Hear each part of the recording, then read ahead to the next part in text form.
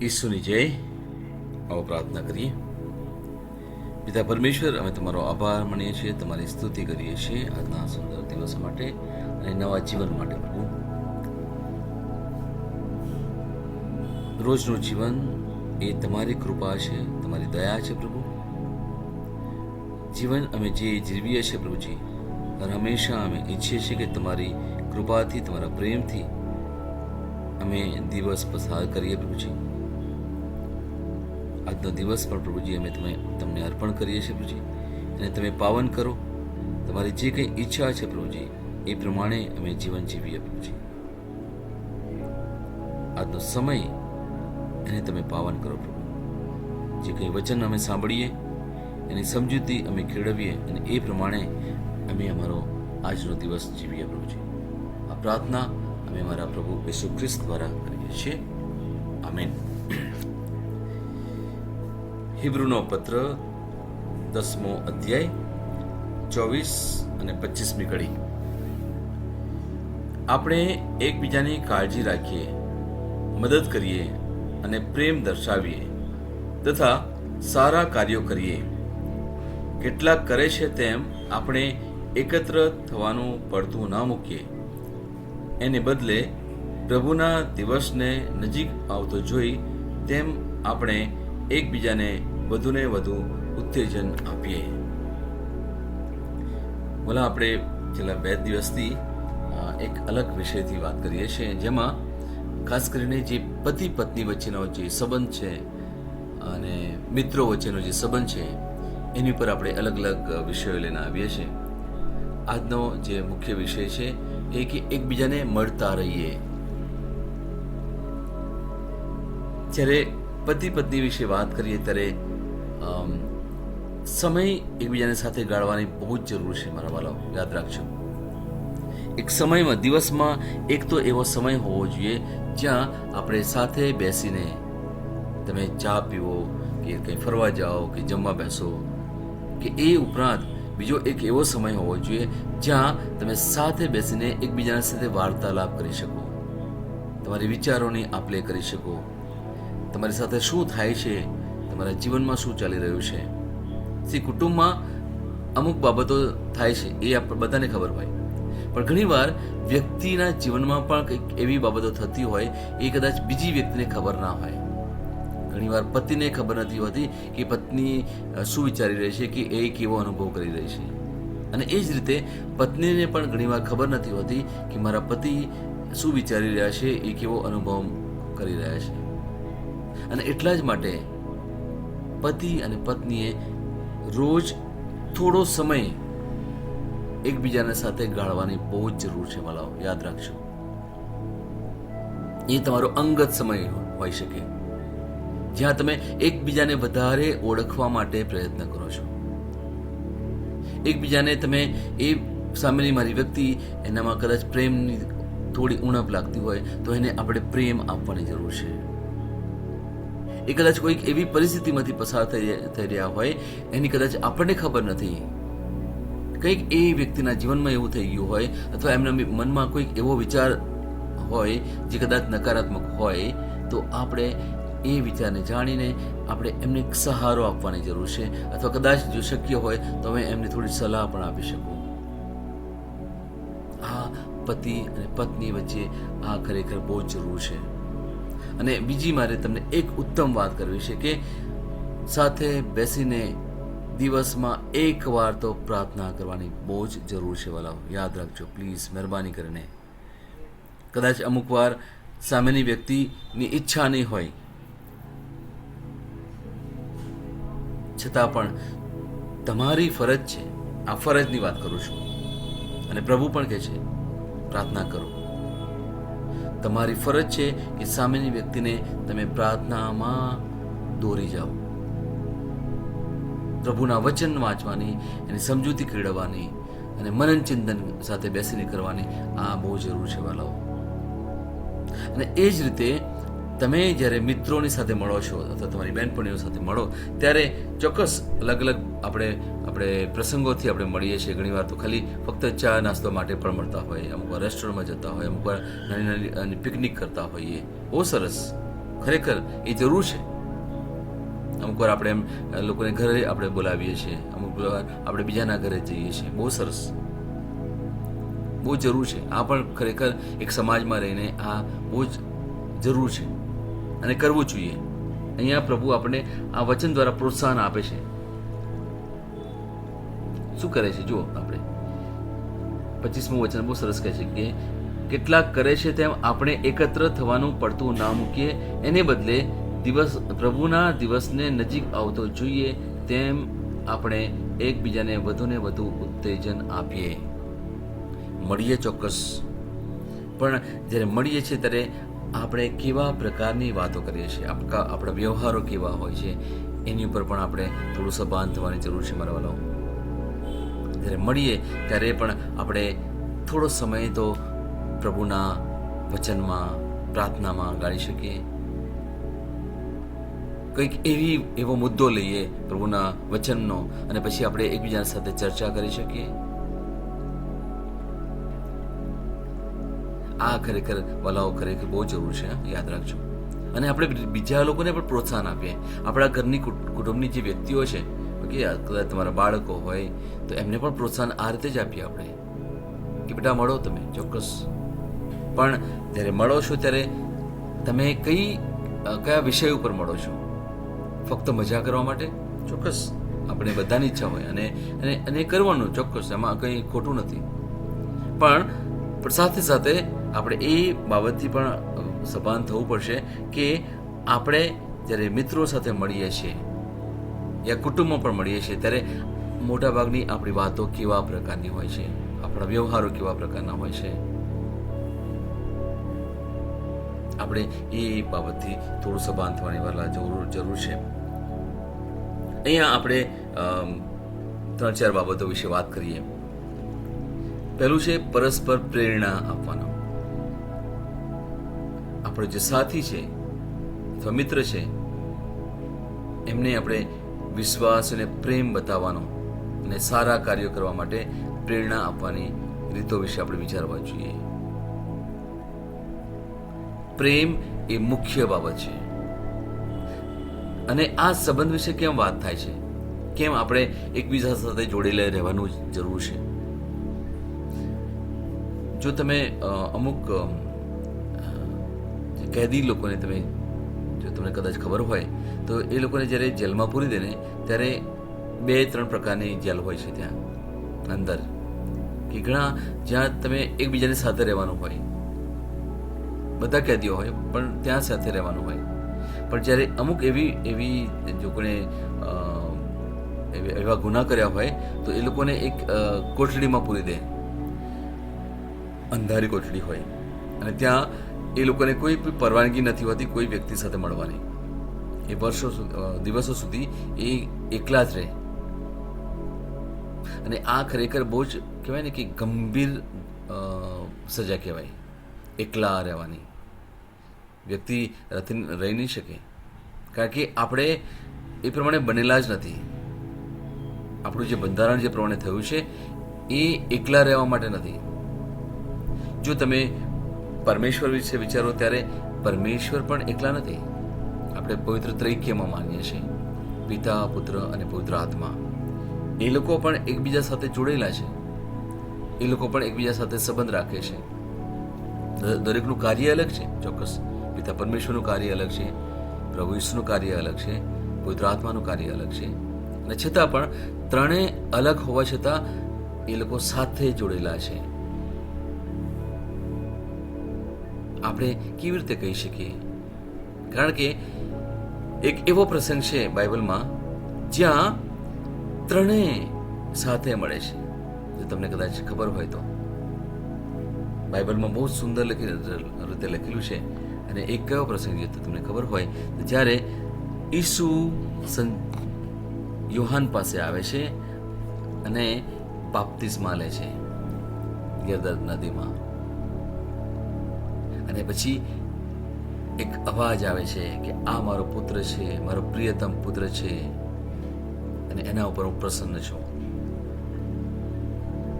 અને પછી સાથે સાથે એક પારેવું પણ આવે છે ત્યાં, અને ઈસુની ઉપર અને અહીંયા ત્રણ પવિત્ર પ્રભુ ઈસુ તો વાસ્તવમાં છે, પણ સાથે સાથે પિતા પરમેશ્વર અને પવિત્ર આત્મા ત્રણેયનો સમન્વય થાય છે ત્યાં. આ આપણને કહેવાય ને કે પરમેશ્વરે બતાવ્યું. આ વચન દ્વારા આપણે જાણીએ છીએ કે એ લોકો ત્રણ છે, પવિત્ર ત્રૈક્ય છે. અને આપણે જ્યારે આપણે આરાધના કરીએ છીએ, જ્યારે અન્ય ભાષામાં બોલીએ છીએ, ત્યારે આપણે આ ત્રણેય લોકોને યાદ કરીએ છીએ, એમની પ્રાર્થના કરીએ છીએ, એમનો જય જયકાર કરીએ છીએ. અને વચન આપણને આ જ રીતે કહે છે કે આપણે એકલા રહેવા માટે નથી ઘડાયા. યાદ રાખજો મારા વાલાઓ, જો તમારા જીવનમાં ક્યારેક ને ક્યાંક એકલતાનો અનુભવ થયો હોય તો કંઈક ઊણું છે. યાદ રાખજો, આપણે કોઈનો દોષ ના રાખીએ કે કોઈ વ્યક્તિના લીધે કોઈ વ્યક્તિ આવું કર્યું, કોઈ વ્યક્તિએ તેવું કર્યું, કે મારી સાથે નહીં બોલ્યા, મારી સાથે ઝઘડો કર્યો, કંઈ પણ તમે કારણ આપો અને પછી આપણે કહીએ છીએ કે હવે તો હું એકલો છું, મને એકલતા જેવું લાગે છે. જો આવો કંઈક અનુભવ તમે કરતા હોય અથવા કર્યો હોય તો એ સમય આપણે પરમેશ્વરથી વિખૂટા પડેલા કહેવાઈએ. અને આ થોડી ગંભીર બાબત કહેવાય, કારણ કે શૈતાન નથી ઈચ્છતો કે ક્યારે તમે જોડેલા રહો, પતિ પત્ની એકબીજાને પ્રેમ કરે. શૈતાન નથી ઈચ્છતા એવું. મિત્રો એકબીજાની સાથે પ્રેમથી સંબંધ રાખે, શૈતાન નથી ઈચ્છતો. એ ક્યારે તોડે? જ્યારે વ્યક્તિને એકલા કરે ત્યારે એ તોડવા પ્રયત્ન કરે. કેવી રીતે? શંકા અને અવિશ્વાસ દ્વારા, અને એક ડર ઉત્પન્ન કરીને. જ્યારે બે વ્યક્તિ ચાલતા જતા હોય, અંધારું હોય, અને છતાં પણ વ્યક્તિ ડરતી નથી. કેમ? કારણ કે એમને ખબર છે મારી બાજુમાં બીજી વ્યક્તિ છે. પણ એ જ વ્યક્તિ કે એવા અંધારામાં, રાત્રિમાં અંધારામાં એક વ્યક્તિ એકલી જતી હોય તો ચોક્કસ એને કંઈક ને કંઈક ડર લાગે. આવું કંઈક છે. એક તમે નાનું બાળક તમે જોશો કે એને તમે કહેશો કે એક બીજા રૂમમાંથી કંઈક વસ્તુ લાવવા માટે કહેશો ને એ રૂમમાં અંધારું હોય તો બાળક જલ્દી નહીં જાય. પણ પછી તમે કહેશો કે ચલો હું આવું છું તારી સાથે, તો બાળક હોંશે ખુશી ખુશીથી જશે. કેમ? કે એને ખબર છે કે મારા મમ્મી મારી સાથે છે અથવા મારા પપ્પા મારી સાથે છે. એ પછી તમે ભલે ને એ અંધારામાં તમે બેસશો છતાં પણ બાળકને કોઈ પ્રશ્ન નહીં આવે, કોઈ એને કંઈ ડર નહીં લાગે. કેમ? કે ભલે અંધારું છે પણ મારા પપ્પા મારી સાથે છે અથવા મારા મમ્મી મારી સાથે છે. આવું જ કંઈક પ્રભુ આપણને કહે છે, અને પ્રભુ આપણને અનુભવ પણ આપે છે કે તું ચિંતા ના કરીશ, તું ડરીશ નહીં, હું તારી સાથે છું, તારી પાસે છું. અને આજનું જે વચન આપણને આપે છે બહુ સુંદર વચન આપે છે. એટલે જે સમજવાની જે જરૂર છે એ આપણે ઓલમોસ્ટ 3 થી 4 બાબતથી લઈને આપણે સમજવા પ્રયત્ન કરીએ. કે પહેલું છે પરસ્પર પ્રેરણા આપીએ એકબીજાને. વિશ્વાસીઓને પ્રેમ બતાવવાનો અને સારા કાર્યો કરવા માટે પ્રેરણા આપવાની અલગ અલગ રીતો વિશે આપણે વિચારવાનું. અમુક વાર એવું બને કે સામેની વ્યક્તિના જીવનમાં કંઈક એવું થઈ ગયું હોય જેની આપણને ખબર ના હોય. જો તમે લગ્ન કર્યું હોય અને તમે તમારા પતિ અથવા પત્ની સાથે રહેતા હોય તો તમને ખબર પડશે કે ઘણીવાર સામેની વ્યક્તિ તમારી સાથે જલ્દી વાત નહીં કરે, અથવા એ વ્યક્તિ એકલા રહેતા હશે, અથવા કદાચ આવીને તમારી સાથે એકદમ ઝઘડો પણ કરે અથવા દુઃખી થઈ જાય. તરત જ સમજવું કે એમના જીવનમાં કંઈક તો એવું થયું છે, એટલા માટે મારી સાથે સારી રીતે વર્તન નથી કરતા. જ્યારે પતિ અથવા પત્ની જો મોટેથી પણ બોલે ને તો મારા વાલાઓ તમે એમની સાથે એ રીતે વર્તન નહીં કરતા. તમે મોટેથી બોલો અને એ પણ મોટેથી બોલો તો પછી તો ખબર છે શું થાય. પછી ઘરમાં જ યુદ્ધ થઈ જાય. પછી નહીં વાલાઓ, જ્યારે સામેની વ્યક્તિ અલગ રીતે વર્તન કરે તો તરત જ સમજી જવાનું કે કંઈક તો એવું થયું છે, કંઈક તો એવી ગેરસમજ થઈ છે, અથવા કંઈક એવું બહાર કદાચ એવું થયું હશે, એક એવો અનુભવ થયો છે, એટલા માટે એ આવું વર્તન કરે છે. એ એમની લાગણી તમારી આગળ વ્યક્ત કરે છે. કદાચ નકારાત્મક હશે લાગણી, પણ તમારી આગળ આ રીતે વ્યક્ત કરે તો એ વ્યક્તિને એ સમયે આપણે સમજવાની જરૂર છે. એમના જેવું વર્તન કરવાની જરૂર નથી, જરા પણ નહીં. અને કેવી રીતે સમજીએ? એ બોલે ને તો શાંત રહીએ, થોડો સમય શાંત રહીએ, કશું જ નહીં, પ્રત્યુત્તર નહીં આપે. એ ઈચ્છે કે હું ગુસ્સો કરું છું તો તું પણ સામે ગુસ્સો કર, એવું ઈચ્છે, તમને કહે નહીં પણ એવું ઈચ્છે, પણ નહીં, આપણે એવું નહીં કરીએ. અને જ્યારે એ વ્યક્તિ શાંત થઈ જાય ને ત્યારે એની પાસે જઈને એનો હાથ પકડીને બેસો તમે. એ પછી તમારો પતિ હોય કે પત્ની હોય કે તમારો મિત્ર હોય, અમુક વાર કદાચ તમારા બાળકો પણ હોય. બોલો, આ બાબત ખરેખર સમજવાની એટલા માટે જરૂર છે કારણ કે તમે કુટુંબમાં હોય કે તમારા જીવનમાં કે સમાજમાં પણ જ્યારે તમારા વાલી વ્યક્તિ પાસે તમે મળતા હોય ને અમુક વાર ગુસ્સો કરતા હોય તો આપણે તરત જ સામે પણ ગુસ્સો કરી દઈએ છીએ, અને એ જ પેલો શૈતાન પણ ઈચ્છે છે. એના લીધે સંબંધોમાં કે તિરાડ પડે. પણ આપણે જે કરવાનું જે જરૂર છે એ જ્યારે વ્યક્તિ એ પ્રમાણે જો નકારાત્મક વર્તન કરતી હોય તો આપણે શાંત રહેવાનું કરવા દો, અને એનો જે કહેવાય ને કે એનો ઉભરો કાઢી દેવા દો. અને જ્યારે પતી જાય ત્યારે પછી એની સાથે બેસો તમે અને કહેવાનું, શું છે તકલીફ, જણાવો મને, હું અહીંયા છું તમારી સાથે, હું સાંભળવા માટે બેસું છું, જણાવો મને. જો એ વ્યક્તિ તમને પ્રેમ કરતી હશે ને, સાચું કહું છું, એ વ્યક્તિ પીગળી જશે, તરત જ પીગળી જશે.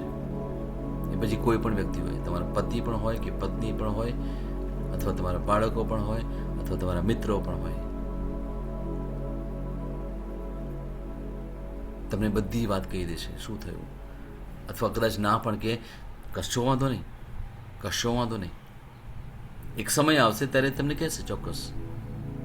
એ સમય કદાચ એમને માટે અનુકૂળ નહીં લાગ્યો, અથવા એમની ઈચ્છા નથી કહેવાની, કશો વાંધો નહીં. પણ તમે શું કર્યું?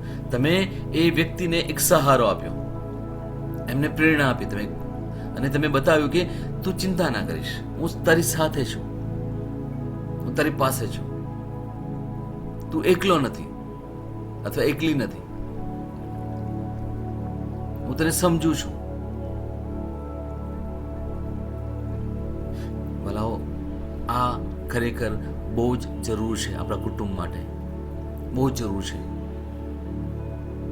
જેમના કુટુંબમાં આવી તકલીફો છે, સમયે સમયે ઝઘડા થતા હશે, સમયે સમયે મન દુઃખ થતા હશે, સમયે સમયે એવા મતભેદ થતા હશે. કુટુંબમાં એક યાદ રાખવાની જરૂર છે ભલાઓ કે દરેક વ્યક્તિ એમના પોતાના યુદ્ધ લડે છે. યાદ રાખજો, એવું નહીં સમજતા કે કુટુંબ છે એટલે બધા એક સાથે જ. નો, એવું નથી. બધા પોતપોતાનું યુદ્ધ લડે છે. બધાના જીવનમાં કંઈક ને કંઈક એવી તકલીફો છે.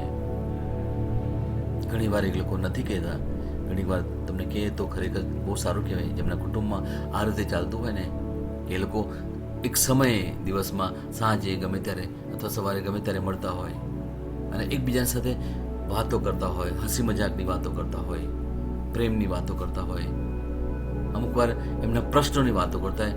હું તો બહુ જ ઉત્તમ માનું છું, ખરેખર બહુ ઉત્તમ માનું છું, અને કરવાની બહુ જરૂર છે આપણા કુટુંબમાં. કારણ કે સંસ્કાર ક્યાંથી મળે? આપણા સંસ્કાર આપણા કુટુંબમાંથી જ મળે. અને જો તમે મા બાપ હોય ને તો યાદ રાખજો મારા વાળો કે આપણા બાળકોમાં જે સંસ્કાર આપણે મૂકીએ છીએ જાણે અજાણે, એવું નથી કે આપણે બાળકોની સાથે બેસીને સલાહ આપીએ તો જ બાળકો શીખે. નહીં, ઘણીવાર આપણા વાણી વર્તન દ્વારા બાળકો ઘણું બધું શીખી જાય છે. વર્તન દ્વારા જ મોટા ભાગે એ જુએ છે કે મારા પપ્પા કેવું વર્તન કરે છે, મારી મમ્મી કેવું વર્તન કરે છે, એ લોકોની સાથે કેવો સંબંધ છે, પ્રેમનો સંબંધ છે કે ખાલી ઝઘડાનો સંબંધ છે કે ખાલી બસ ઉપર છેલ્લો વ્યવહારનો સંબંધ છે. બાળકો બહુ તેજ હોય છે, યાદ રાખજો, બહુ તેજ, અને તરત જ ખબર પડી જાય. એટલે જો તમે એવા કુટુંબમાં તમારા બાળકો સાથે રહેતા હોય તો પ્લીઝ મહેરબાની કરીને પતિ પત્ની એકબીજાને પુષ્કળ પ્રેમ કરતા રહેજો, પુષ્કળ પ્રેમ. જ્યારે પણ સમય મળે ને મોકો ના છોડતા, પ્રેમ જ બતાવજો. પ્રેમ જ બતાવજો. પછી ઘરમાં હોય કે બહાર હોય, ગમે ત્યાં હોય, ફક્ત પ્રેમ બતાવતા રહેજો. અને આપણે શું કરીએ છીએ, આપણે કુટુંબમાં એક પ્રેમનું જ્યારે વાતાવરણ હોય છે ને, ત્યારે આપણે આપણા બાળકોને પણ આ જ એક શું કે ગુણ આપીએ છીએ, પ્રેમનો ગુણ. અને જ્યારે આવો ગુણ આપણે આપીએ છીએ જ્યારે એ બાળકો મોટા થાય છે, પછી એ લોકોની કારકિર્દી એ લોકોમાં સફળતા મેળવે, અને પછી જ્યારે લગ્ન ગ્રંથિથી પણ જ્યારે જોડાતા હોય ને, ત્યારે એ લોકો શું કરે છે, એ લોકો પણ સામેની વ્યક્તિને પુષ્કળ પ્રેમ કરે છે. ક્યાંથી આવે છે? મા બાપના જ એકબીજા સાથેના સંબંધ દ્વારા. અને એટલે એક ડગલું હું આગળ વધું છું કે જ્યારે પતિ અને પત્નીનો જે સંબંધ પ્રભુ સાથે બહુ જ ગાઢ હોય, બંનેનો જે સંબંધ, તમે દિવસમાં એકવાર તો તમે સાથે મળીને પ્રાર્થના કરતા હોય, બાઇબલનું વચન વાંચતા હોય, પછી ભલે બાળકો હોય, બહુ સરસ, કદાચ બાળકો ના હોય છતાં પણ તમે એકબીજાના સાથે પ્રાર્થનામય જીવન જીવતા હોય, આ ખરેખર બહુ જ ઉત્તમ છે. વાલાઓ, યાદ રાખજો, આપણા કુટુંબોમાં આજે ઘણું બધું એવું થઈ રહ્યું છે જ્યાં એક ઘરમાં રહેવા હોવા છતાં પણ મન અલગ અલગ હોય છે.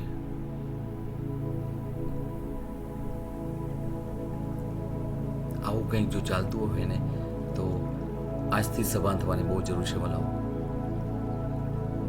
કારણ કે આપણે આપણા વર્તુળમાં એટલા બધા છીએ, આપણા કહેવાય ને, we are in are on box. આપણા કુંડાળામાં એટલા ગરકાઓ થઈ ગયા છે કે સામે વ્યક્તિના જીવનમાં શું થાય છે એ આપણે જોવા પ્રયત્ન નથી કરતા. આપણે ફક્ત મારી સાથે શું થયું, હું શું કરું છું, અને મારી તમે ચિંતા કરો, મને આપો, બસ.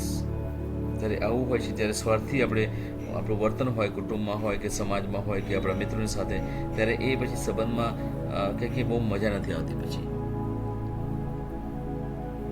કરવાનું શું વાલાઓ, કે હું મારા પતિ માટે, અથવા હું મારી પત્ની માટે, અથવા મારા બાળકો માટે, અથવા મારા મિત્રો માટે શું કરી શકું, એમને શાની જરૂર છે. જ્યારે આપણે આપીએ છીએ ને, ત્યારે ઓટોમેટિક આપણને પણ મળે છે. આપવાની જરૂર, એ કેળવવાની બહુ જરૂર છે વાલાઓ. ફક્ત પ્રેમ આપવાની જરૂર છે વાલાઓ. પ્રેમ જ આપીએ આપણે. કારણ કે બાઇબલ કહે છે એ પ્રમાણે, પ્રભુ આપણને આ જ શીખવાડે છે, એકબીજાને પ્રેમ કરતા રહો તમે. આપણે આગળ એક નવો વિષય પણ લઈશું, આગળ આવશે એક વિષય. પણ આપણે અહીંયા જે મુખ્ય બાબત સમજવાની એ જરૂર છે કે આપણે એકબીજાને પ્રેરણા આપતા રહીએ. બીજું છે સમુદાય, એક પોતાને અલગ ન રાખવાની અથવા અન્ય વિશ્વાસીઓ સાથે ભેગા થવાનું ટાળવાની સૂચના અહીંયા મળે છે. કે અન્ય જે વિશ્વાસીઓ છે, જે પ્રભુમાં વિશ્વાસ નથી રાખતા અથવા બીજી બાબતોમાં વિશ્વાસ રાખે છે,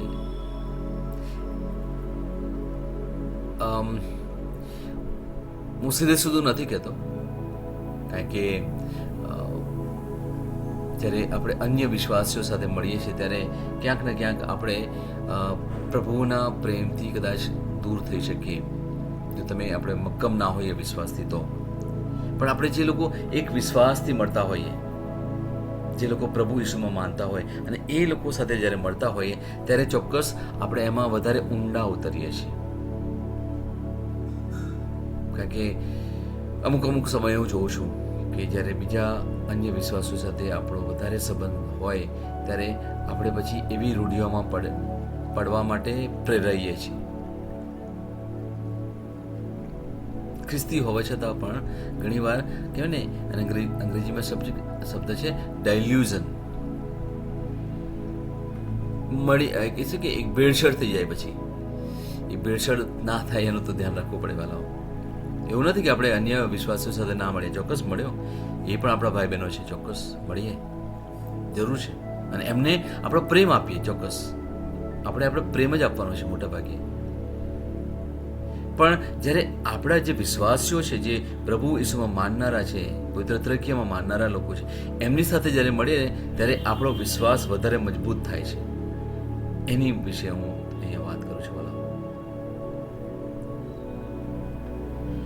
ત્રીજું છે પ્રોત્સાહન, એકબીજાને મજબૂત ટેકો અને દિલાસો આપવો. કોઈ પડી ના જાય. મારો પતિ અથવા પત્ની અથવા મારો મિત્ર જ્યારે થોડો દુઃખી હોય, નિરાશ હોય, ત્યારે આપણે એમને સહારો આપવાની બહુ જરૂર છે, પ્રોત્સાહન આપવાની જરૂર છે. અને જોઉં છું, મેં ઘણા બધા લોકોને જોયા છે, આપણે એકબીજાને સહારો આપીએ. આપણે ચોક્કસ કહીએ, તું ચિંતા ના કરીશ ને, હું છું ને, તું શું કોરા રડે છે, તું શું કોરા દુઃખી થાય છે, ઘણીવાર આપણે કહ્યું છે. અને આ કરતા રહીએ. આમાં કંઈક હું કંઈ નવું નથી શીખવાડતો. આપણે ખાલી સભાન થવાની જરૂર છે મારા વાલાઓ, સભાન થવાની જરૂર છે કે જો હું કરું છું બહુ સરસ, ઉત્તમ, અને કરતા રહીએ. પણ જો ક્યારેક આપણે એમાં ઉણા ઉતર્યા હોય તો એ ફરીથી પાછું આપણે આ ગુણ કેળવીએ, બીજાને મજબૂત ટેકો આપીએ, પ્રોત્સાહન આપતા રહીએ, દિલાસો આપતા રહીએ. અને જે મુખ્ય બીજી બાબત છે એ છે પ્રભુના આગમન વિશે અહીંયા વાત કરી છે કે જ્યારે પ્રભુનું આગમન થાય, જો આપણે હું વચન વાંચીશ, કેટલાક કરે છે તેમ આપણે એકત્ર થવાનું પડતું ના મૂકીએ, તેને બદલે પ્રભુના દિવસને નજીક આવતો જોઈએ તેમ આપણે એકબીજાને વધુ ને વધુ ઉત્તેજન આપીએ. પ્રભુનું આગમન થનાર છે. ક્યારે? હજુ આપણને ખબર નથી, પણ થશે એ ચોક્કસ છે. કારણ કે પ્રભુ ઈસુ સ્વર્ગમાં જતા પહેલા બધાને કહ્યું હતું કે હું ફરીથી પાછો આવી રીતે આવીશ. અને એ દિવસ આવે એ પહેલા આપણે પોતે તો તૈયાર થવાનું છે, પણ સાથે સાથે બીજાને પણ તૈયાર કરવાના છે. મારા વાલાઓ, કેવી રીતે આપણે તૈયાર કરી શકીએ? આપણે જે વચન આપણી પાસે છે, જે સાચા વચન છે, જે વચનની સાચી સમજૂતી આપણને મળી છે. જો આપણે અહીંયા ઝૂમ ઉપર તમે આવો છો, ઘણા લોકો એ જ હું જ્યારે યુટ્યુબ પર મૂકું છું ત્યારે ઘણા લોકો યુટ્યુબ પર પણ એ જોવે છે. અને શું કરે છે? એ લોકો રોજ ને રોજ નવું ભાથું લે છે, આત્મિક ભાથું લે છે, અને પોતાના જીવનને વધારે ને વધારે ડગલે ને પગલે પ્રભુની નજીક જવા માટે આપણે પ્રયત્ન કરીએ છીએ. પ્રભુના પ્રેમમાં, એમની શાંતિ અને આનંદમાં રહેવા માટે આપણે પ્રોત્સાહન કેળવીએ છીએ. અને એ જ પ્રભુએ જે આપણને વરદાન આપ્યું છે, એમની પ્રેમ, શાંતિ, આનંદ, એ આપણે શું કરીએ? એકબીજાને આપણે આપલે કરીએ. બીજાને પણ જરૂર છે. આજે ઘણા બધા એવા આપણા કુટુંબીજનો છે, ઘણા બધા આપણી આજુબાજુ લોકો છે, આપણા સમાજમાં છે, જેમને હજુ પણ પ્રભુનો અનુભવ નથી થયો, હજુ પણ એમના પ્રેમ, શાંતિ અને આનંદનો અનુભવ નથી થયો. જો તમે થોડી નજર આજુબાજુ કરશો તમને ખબર પડશે. બહુ જ એવી તકલીફોમાંથી પસાર થઈ રહ્યા છે, એવી વિટંબળાઓ એ લોકોના જીવનમાં છે, દુઃખી છે, નિરાશ છે, હતાશ છે. મારા વાલાઓ, આજે આપણે ઓછામાં ઓછી એક વ્યક્તિ સાથે વાત કરીએ, એક વ્યક્તિને મળીએ, અને એ લોકોના જીવનમાં આપણે પ્રભુનો પ્રેમ બતાવીએ. વચનો તો આપણને ઘણા બધા ખબર છે, સમજૂતી પણ ખબર છે, જેને એ લોકોની સાથે થોડી વાત કરીએ. ચલો, આજે મારે તમને સાથે વાત કરવી છે, હવે આજે તમને મળો, આજે મારી ઈચ્છા છે તમને ફોન કરવાની. પ્રભુ તમને બતાવશે કઈ વ્યક્તિ તમારી સાથે વાત કરવી અથવા કઈ વ્યક્તિને મળવું. પ્રભુ તમને આજે પ્રેરણા આપશે. જોજો, ચોક્કસ. પણ ઈચ્છા રાખો છો, તમે ઈચ્છો કે હા મારે કંઈક કરવું છે પ્રભુના માટે, આજે એક વ્યક્તિને મળવું છે. જ્યારે તમે આવી ઈચ્છા બતાવશો ને તો ચોક્કસ તમને પ્રભુ એક વ્યક્તિ બતાવશે. અને તમે ચોક્કસ જ્યારે મળીશું ને આપણે, ત્યારે તમે જે આ સાક્ષી મને આપજો કે હા, મને પ્રભુએ પ્રેરણા આપી અને હું આ વ્યક્તિની સાથે વાત કરી. કદાચ મને ખબર નથી કે આ વ્યક્તિના જીવનમાં આવું કંઈ થઈ રહ્યું છે. જ્યારે મેં એની સાથે વાત કરી ત્યારે મને ખબર પડી, બાપરે, કેટલી મોટી તકલીફ છે એમના જીવનમાં. અને એ જ સમયે આપણે શું કરીએ છીએ? આપણે પ્રભુની એક આશા એ લોકોના જીવનમાં આપીએ છીએ, એ લોકોને નવી પ્રેરણા આપીએ છીએ, દિલાસો આપીએ છીએ, સહારો આપીએ છીએ. અને એ દ્વારા આપણે પ્રભુના પુનરાગમન માટે એ લોકોને તૈયાર પણ કરીએ છીએ. જ્યારે સામેની વ્યક્તિ પ્રભુમાં આવી જાય ત્યારે આપણે શું કર્યું કહેવાય? આપણે એક આત્માને બચાવ્યો કહેવાય. અને આ આત્માને બચાવવાનું એક ભાથું છે ને, એ કહેવાય ને કે જમાપુંજી કહેવાય આપણા માટે. યાદ રાખજો મારા વાલાઓ, પ્રભુનું કામ કરવા માટે કોઈ ઉંમરને બાદ નથી. તમે કોઈ પણ ઉંમરમાં હો, પણ તમે આજે એક આત્માને બચાવી શકો. રોજ ને રોજ તમે અલગ અલગ આત્માઓને બચાવી શકો. યાદ રાખજો મારા વાળા, આ સુંદર તક છે, સુંદર તક છે. જેટલું પણ તમે કરી શકો ને બહુ સારું છે. ફક્ત પોતાના વિશે એમ ના વિચારીએ કે બસ મને તો આજે આજનું વચન મળી ગયું અને પછી મને થોડું સમજૂતી મળી ગઈ એટલે બસ આ તો પતી ગયું. ના, એ તો શરૂઆત છે. આજે સવારમાં આપણે આપણા ઝૂમમાં મળીએ છીએ અથવા તમે યુટ્યુબ સાંભળો છો તો એ તો શરૂઆત છે. હવે પછી શું કરવાનું છે એ આપણે બહાર જવાનું છે, જોવાનું છે કેવી વ્યક્તિઓ છે જે લોકો દુઃખી છે, નિરાશ છે, હતાશ છે, એમના જીવનમાં એકલતા પણ લાગે છે. ત્યાં આપણે એ લોકોને પાસે જવાનું છે અથવા ફોન કરવાનો છે અને પછી એ લોકોને પ્રભુનો પ્રેમ આપવાનો છે. કારણ કે આપણામાં પુષ્કળ પ્રેમ પ્રભુએ આપ્યો છે. આપણું જો કેટલા પ્રેમથી આપણું હૃદય ભરેલું છે, એટલી શાંતિ જેવું લાગે છે, આનંદ છે આપણા જીવનમાં. એ જ આપણે પ્રભુનો કે જે વરદાન આપણને મળ્યું છે બીજાને પણ આપણે આપીએ, એ લોકોને સભાન કરીએ. અને જુઓ, ધીરે ધીરે પ્રભુ પણ તમારા જીવનમાં, તમારા કુટુંબમાં બહુ જ ઉત્તમ કાર્યો કરશે. Praise the lord.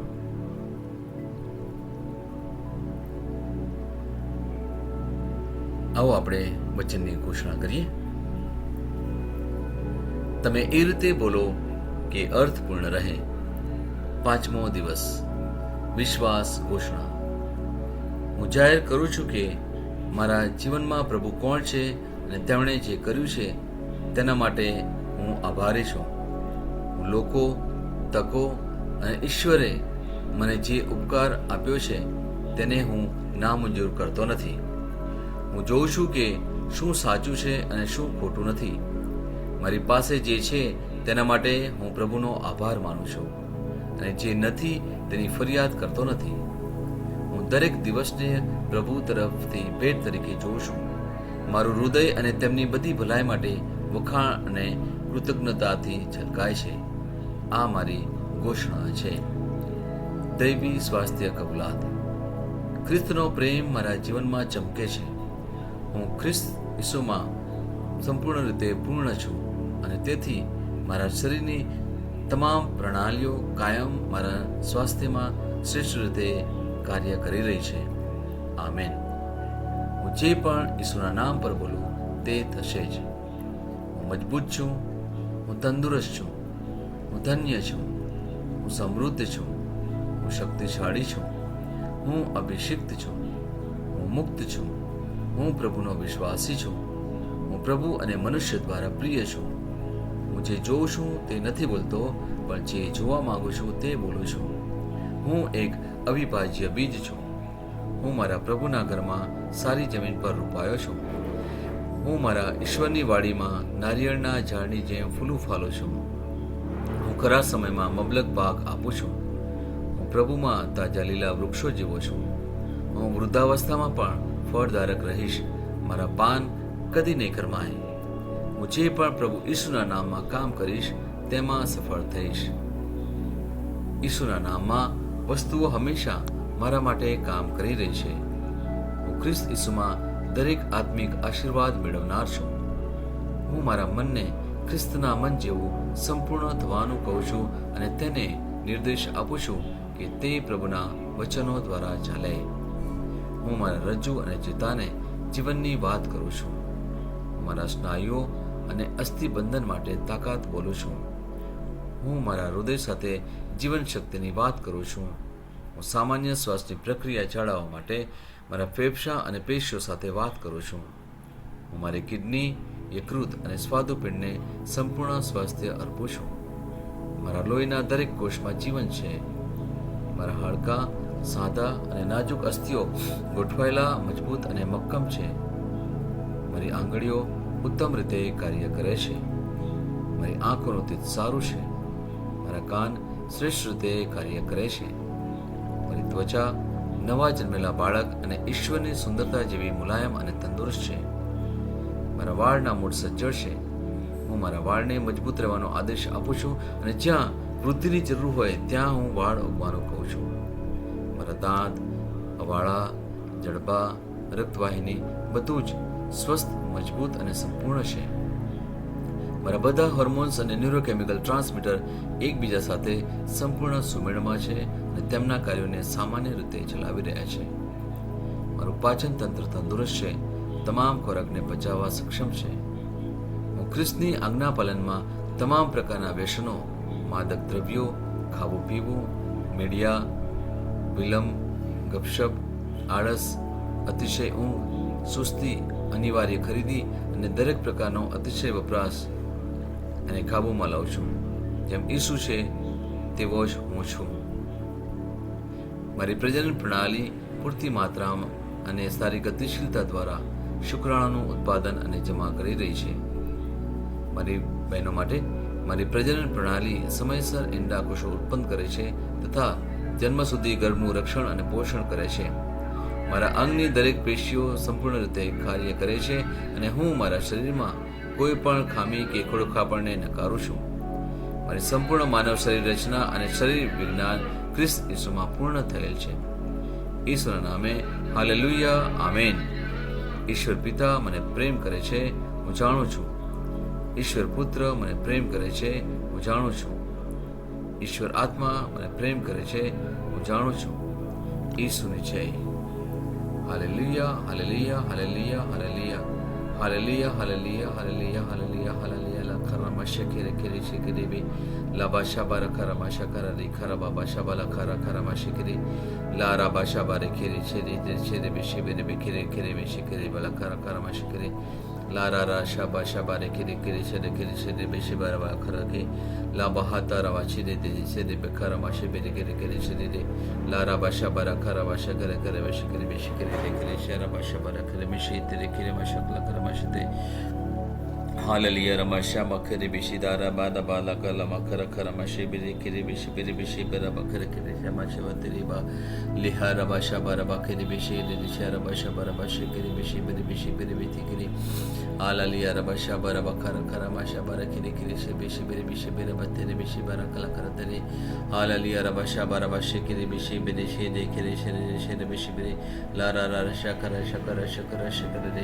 બેશી બેરે ખેરે રબા શાબા રબા ખેરે દે કરે શાબા રબા શેખર બેશી દે શે બેશી બેરે ખેરે બેશી બરા બલે કરે હાલેલુયા. રબા શાબા રબા શેખેરે બેશી બેરે રબા શાકરા શે દે ખેરે ખેરે બેશી કરે હાલેલુયા. રબા શાબા રબા ખરા ખરા શાબા રે બલે કરમા શાબા રબા શેખેરે બેશી બતવે શારા ખેરે કી ઓલાલિયા રબા હાતા હકે બેશી બરો કરે બેશી બાત થાલા શેબરે બેશી બરા મખર મચ બરો તમ ચેરી ઉલાબા હારબા શેખેરે બેશી બરા શાબા ખેરે બેશી કરે ઓલાલિયા રબા શાબા રબા શેબરે બેશી બેરે ખેરે બેશી બેરે કરે કરે શેબરે કરે હાલેલુયા. રબા શાબા રબા શેબરે બેશી બેરે કરે કરમા શેબરતી hallelujah, hallelujah, hallelujah, hallelujah, hallelujah, hallelujah. Thank you Jesus, praise Jesus, thank you, praise Jesus, thank you, praise. પિતા પરમેશ્વરનો જય હો, પ્રભુ ઈસુનો જય હો, પવિત્ર આત્માનો જય હો, પવિત્ર ત્રૈક્યનો જય હો. ઈસુની જય.